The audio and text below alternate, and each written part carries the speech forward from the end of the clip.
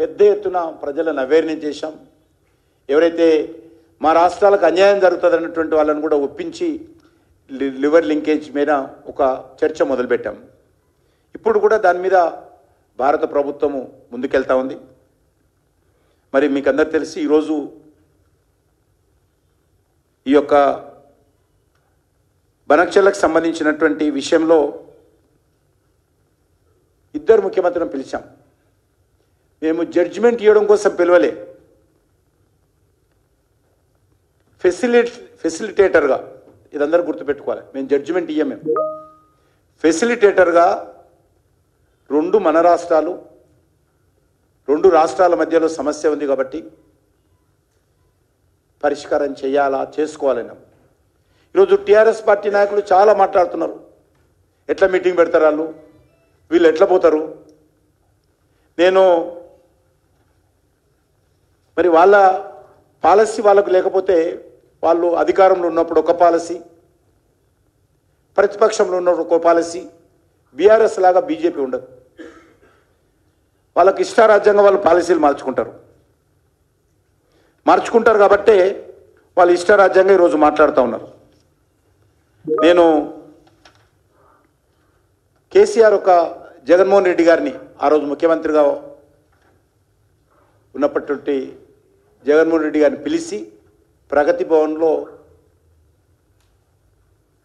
ఏ రకంగా గోదావరి నీళ్లు కృష్ణాకు తరలించాలని, ఇంజనీర్లు కాదు కేసీఆర్ గారే స్వయంగా మైక్ పట్టుకొని, మీకు తెలుసు కదా మన ముఖ్యమంత్రి గారు మరి అపరిచితుల్లాగా అన్నీ చేస్తాడు. అంటే పాత ముఖ్యమంత్రి అపరిచితుల్లాగా అన్ని, ఇంజనీర్ ఆయన్నే, అడ్మినిస్ట్రేటర్ ఆయన్నే, సైంటిస్ట్ ఆయన్నే, మేధావి ఆయన్నే. కాబట్టి ఆయన ఆ రోజు అన్న మాటలు మనం గుర్తుపెట్టుకోవాలి. ఆయన చాలా స్పష్టంగా ఈ యొక్క కృష్ణాకు సంబంధించినటువంటి బేసిన్ మనం డెవలప్ చేసుకోవాలి, రక్షించుకోవాలి అనేటువంటి దృక్పథంతో ఆయన చెప్పిన విషయాలు నేను ఒక్కసారి, ఇవన్నీ మీ పేపర్లో మీరు రాసినాయి, మీరే సాక్ష్యం దీనికి, నేను కాదు, మీరు రాసిన పేపర్లో ఇవన్నీ అన్ని పేపర్లో ఉంది. ఒకదాన్ని చదువుతా నేను. పక్కనున్న రాష్ట్రాలు పరస్పరం సహకరించుకోవాలని మేము మొదటి నుంచి కూడా భావిస్తున్నాం. కేసీఆర్ గారు చెప్పిన మాట. నేను స్వయంగా మహారాష్ట్రకు వెళ్ళి అక్కడ ముఖ్యమంత్రి దేవేంద్ర ఫడ్నవీస్ని కలిసి దశాబ్దాలుగా ఆంధ్ర మహారాష్ట్రకు సంబంధించిన సమస్యకు పరిష్కారం కనుగొన్నాను. వివాదాలు పరిష్కరించుకోవడం వల్ల రెండు రాష్ట్రాలకు మేలని భావించాం. అదేవిధంగా ఈ యొక్క గోదావరి నది జలాల విషయంలో కానీ, కృష్ణా నది జలాల విషయంలో కానీ రెండు రాష్ట్రాలకు మేలు జరిగేలా వ్యవహరిద్దాం.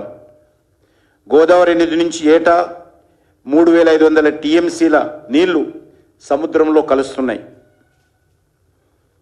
తెలంగాణ గరిష్టంగా 700 నుంచి 800 టీఎంసీలు మాత్రమే వాడుకోగలదు. వాడుకుంటున్నది కాదు, వాడుకోగలదు. మిగతా నీరంతా ఆంధ్రప్రదేశ్ రాష్ట్రం వాడుకునేటువంటి వీలుంది. ప్రకాశం బ్యారేజ్ ద్వారా సోమశిల వరకు గ్రావిటీతో గోదావరి నీటిని పంపించవచ్చు. దీంతో యావత్ రాయలసీమ సస్యశ్యామలం చేయవచ్చు. కేవలం 2 లిఫ్ట్లతో గోదావరి నీళ్లను రాయలసీమకు పంపించవచ్చని కేసీఆర్ చెప్పారు. ఎవరు చెప్పారు? ఇద్దరు కలిసి కూర్చొని చెప్పిన మీటింగ్, మీరు ప్రెస్ కాన్ఫరెన్స్లో. కాబట్టి ఎక్కడ కూడా భేషజాలు ఉండొద్దు. మనకు ఎవరు కూడా చెప్పాల్సిన అవసరం లేదు. భేషజాలు లేవు, బేసిన్ల గొడవ లేదు ఆయన చెప్పిన విషయం. భేషజాలు లేవు, బేసిన్ల గొడవలు లేవు, అపోహలు లేవు, వివాదాలు అక్కరలేదు. వివాదాలు కావాలనుకుంటే మరో తరం వరకు కూడా నీళ్ళు ఇవ్వలేము. కేసీఆర్ జగన్లు వ్యక్తిగతంగా ఆలోచించరు, ప్రజల కోణ నుంచి ఆలోచిస్తారు. ప్రజలు నాకు నమ్మి మాకు కొట్టేశారు, వారికి మేలు చేయడమే మా బాధ్యత. రెండు రాష్ట్రాలు కలిసి నడిస్తేనే ప్రగతి. తెలంగాణ ఆంధ్రప్రదేశ్ రాష్ట్రాలకు సంబంధాల్లో ఇప్పుడు గుణాత్మకమైనటువంటి మార్పు వచ్చింది. పూర్తి అవగాహనతో పరిస్థితిని సంపూర్ణంగా అర్థం చేసుకుంటూ రెండు రాష్ట్రాల ప్రజలు మనవారైన భావనతో ముందుకు పోవాలని నిర్ణయించుకున్నాము. ఇక్కడ కేంద్రము మరోవరు అవసరం లేదు అనే విధంగా ఆయన మాట్లాడారు. మరి ఈరోజు మీటింగ్ పెడితే మీటింగ్ ఎట్లా పెడతారు? సెంట్రల్ గవర్నమెంట్ ఎట్లా పిలిచింది మీటింగు? తెలంగాణ గవర్నమెంట్ ఉత్తరం రాసింది. చంద్రబాబు నాయుడు గారు ముందుకెళ్తున్నట్టుగా అనిపిస్తుంది మాకు టీవీలలో పేపర్లలో వార్తలు చూస్తే. ఈ విషయంలో మీరు జోక్యం చేసుకోండి.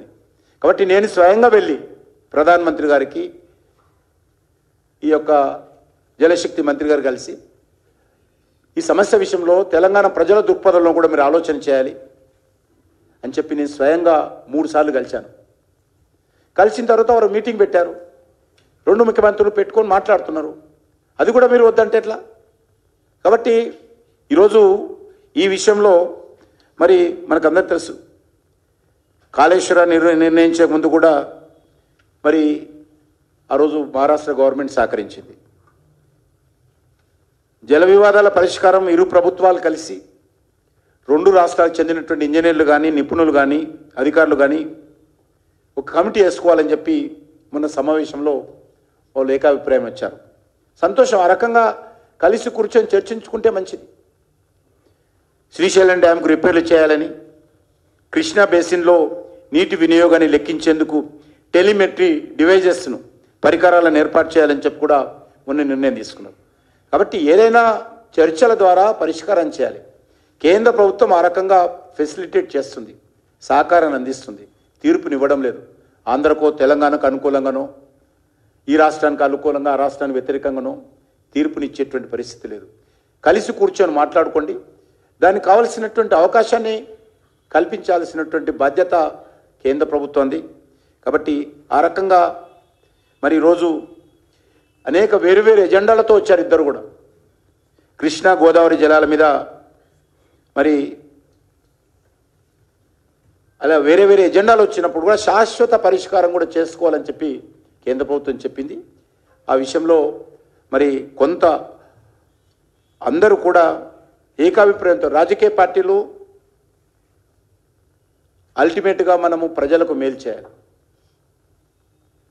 ఎక్కడైతే కరువు ప్రాంతాలు ఉన్నాయో, ఎక్కడైతే సాగునీటి సౌకర్యం లేని ప్రాంతాలు ఉన్నాయో అక్కడ నీరు అందించేటువంటి ప్రయత్నం చేయాలి. వెనుకబడిన ప్రాంతాలకు నీరు అందించేటువంటి ప్రయత్నం చేయాలి. మన రాజకీయాల కారణంగా మరి అనేక సంవత్సరాలుగా సముద్రంలో పోతున్న నీరును మనము ఉపయోగించుకోవాలి తెలంగాణకు. మరి నేను రోజు తెలంగాణ ప్రభుత్వాన్ని కూడా అడుగుతున్నాను. చంద్రబాబు నాయుడు గారు, రేవంత్ రెడ్డి గారు తర్వాత ఒక 6 నెలల తర్వాత ముఖ్యమంత్రికి వచ్చారు. ఆయన బనక్షలకు సంబంధించినటువంటి ప్రాజెక్టు కావాలని అడుగుతున్నారు. మరి నేను రేవంత్ రెడ్డి గారిని అడుగుతా ఉన్నాను, మీరు ఈ 2 సంవత్సరాలు కావస్తున్నది, ఇంకా మీరు దీనికి సంబంధించి ఈ యొక్క గోదావరి నీళ్ళు ఏ రకంగా ఉపయోగించుకోవాలంటున్నారో ఏదైనా కార్యాచరణ ప్రణాళిక రూపొందించారా? ఎంతసేపు కిషన్ రెడ్డి ఏం చేశాడు, మోడీ ఏమిచ్చాడు, ఉదయం లేస్తే సాయంకాలం వరకు కిషన్ రెడ్డి కేసీఆర్ను సమర్థిస్తున్నాడు, కేసీఆర్ను రక్షిస్తున్నాడు. అదే పడికట్టు పాదాలు, అబద్ధాల మీద అబద్ధాలు ఒల్లవేయడమే తప్ప నిర్మాణాత్మకంగా తెలంగాణ ప్రభుత్వం ఏ రకంగా గతంలో కేసీఆర్ కాళేశ్వరం పేరుతో మరి అనేక రకాలుగా మరి ఏ రకంగా అన్యాయం చేశారో మనకు తెలుసు.